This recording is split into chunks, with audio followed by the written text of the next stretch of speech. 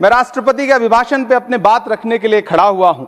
उस दिन देश की संसद के गलियारों में सरकार की तारीफ करती हुई महामहिम की आवाज गूंज रही थी, तो उधर मेरे कानों में हसदेव के जंगलों में आदिवासियों को जिंदगी देने वाले पेड़ों पर चलती हुई कुल्हाड़ी की आवाज गूंज रही थी।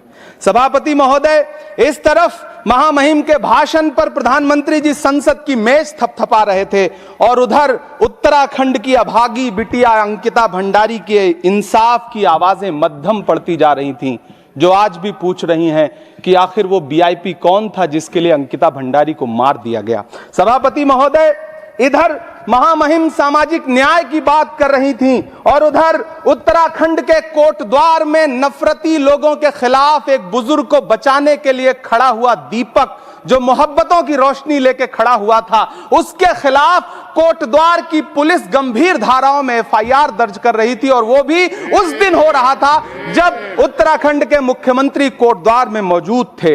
ये नया भारत है जहां दंगाइयों के खिलाफ एफआईआर नहीं होते, बल्कि अमन और मोहब्बत की बात करने वालों के खिलाफ एफआईआर दर्ज होता है। यह नया भारत है जहां असम का चीफ मिनिस्टर खुलेआम संवैधानिक प्रोटोकॉल तोड़कर कहता है कि मुसलमानों को इतना टॉर्चर करो कि वो राज्य छोड़ने पर मजबूर हो जाएं। वो कहता है कि अगर कोई मियां रिक्शा वाला 5 रुपए मांगो तो उसे 4 रुपए दो ताकि वो परेशान हो सके। यह नया भारत है जहां बरेली में खाली घर में नमाज पढ़ने पर पुलिस मुकदमा दर्ज करती है। यह नया भारत है जहां क्रिसमस की तैयारी करते हुए ईसाइयों पर सरकार मुकदमा दर्ज करती है।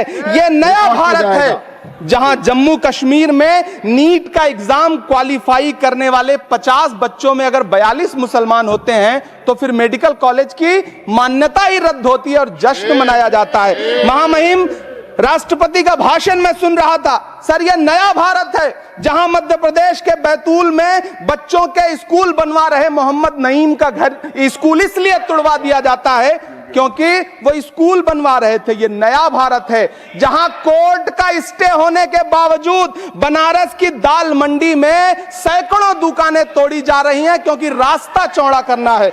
सभापति महोदय, मैं आपसे कहना चाहता हूं कि जो पीढ़ी अपने बुजुर्गों को गाली देती है उसके साथ प्रकृति इंसाफ करती है। आप इंदिरा जी और नेहरू को गाली देते हैं, नेहरू को छोटा नहीं कर पाएंगे। नेहरू का नाम आइंस्टीन के साथ लिया जाता था और आपका नाम एप्स्टीन के साथ लिया जाता है।